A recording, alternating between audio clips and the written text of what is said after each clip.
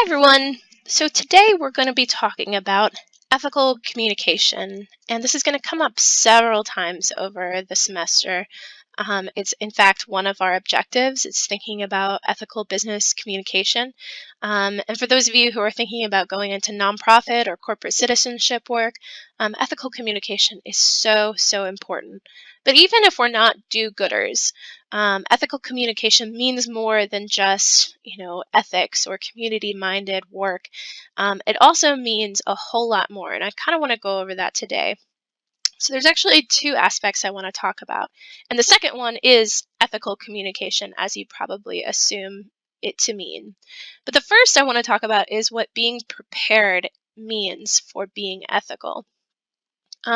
Being prepared really means that you're paying attention to what your audience needs, which is an ethical consideration at its core.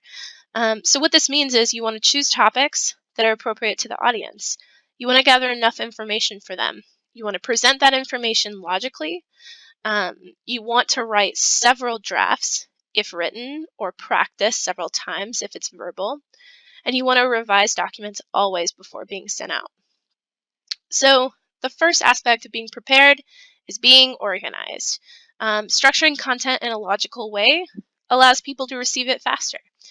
You want to use research to find a narrow focus to your work, so that people aren't kind of feeling like they're left out in left field without anything to hold on to. You want to make sure that that content that you're presenting is manageable for your audience. You want to consider how you're going to present information to a given audience. And you want to use transitions to provide signposts. And all of this really means that organization is it's a gift that you kind of give to your audience to say, like, I care about your time. I want this to be easy for you. And I want us to reach an understanding in a very quick, manageable, and understandable way. Business communicator is always clear, crystal clear. So what that means is you want to have a clear sense of your message first within yourself. And I do this a lot with my own work. I will talk out an argument that I'm trying to make before I ever present it to someone else. What this helps me do is synthesize everything I need to know for myself so that I could essentially understand it, take a test on it, present on it in my sleep. If I know it within myself first, I can have a much easier time presenting it to another person. Clarity also means considering your audience's scope of familiarity and knowledge.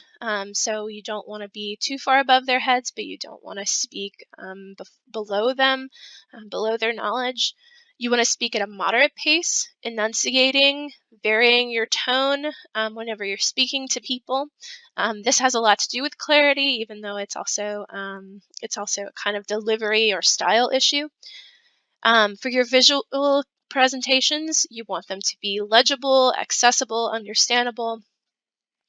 And you want to use functional equipment in electronic communication. So what this means is reliable internet connection, high quality microphone, webcam, those kinds of things. A business communicator is also concise and punctual. And this is probably the largest slide on this presentation because it is actually the most important. Conciseness and punctuality is about time, and time is one of the most important resources you have in business and in any kind of job, in any kind of professional environment. You're paying attention to someone's needs as it relates to how much time they have, because time is money. It is very important. So in this, you want to avoid overloading your audience with too much information. You want to remain relatively direct and linear. Stay on topic. Consider your choice of words in your organizations. They can be hindrances, or they can help you. You want to be sensitive to time constraints. Again, this applies to both written and verbal communication. It takes 15 minutes for me to do a lecture here, but I also know that when I write you an email, I'm taking time out of your day because you have to have a certain amount of time to read that email to understand it.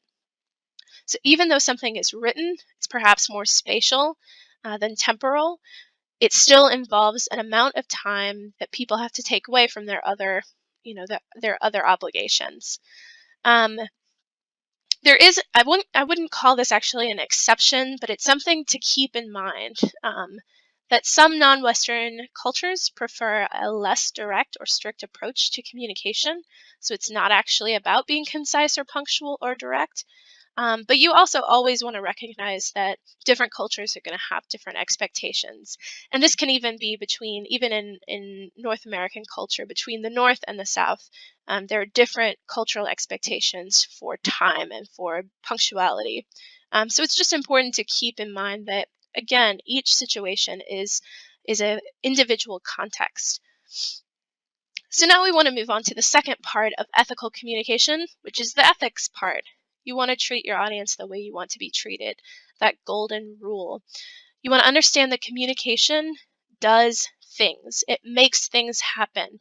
It has consequences, and it motivates people towards specific action.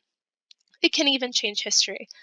So that has a lot of weight as far as your ethical consideration of it goes.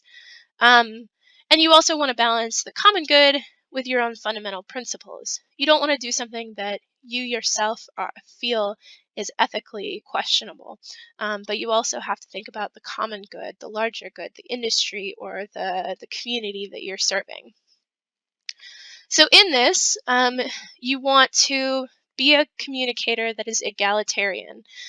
Communicate in a way that reaches everyone in your audience, not just those like you. So this goes back to our conversation about perception.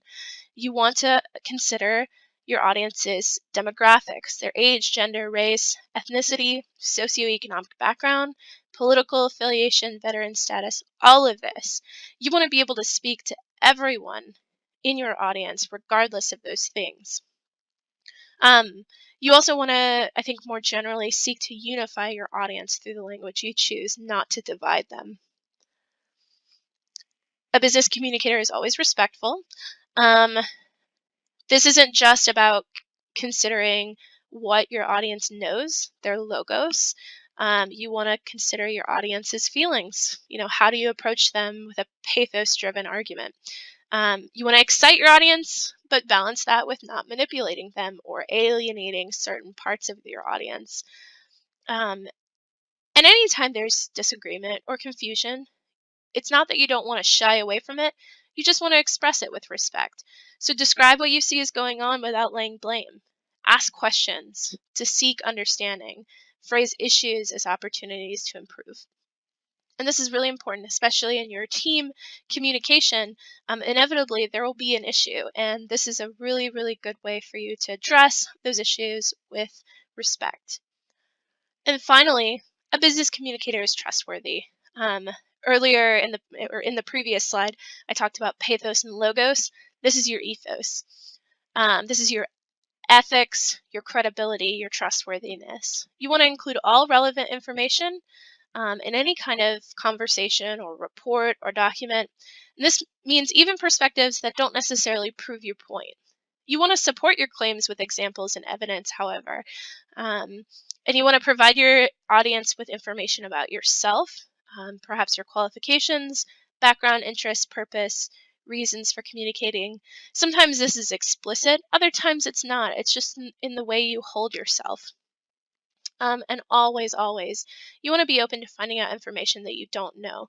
This shows that you're not in it for yourself, you're in it for the good of your audience. And that's it for ethical communication. Again, we're going to come up against this many times throughout the semester, so keep this in mind.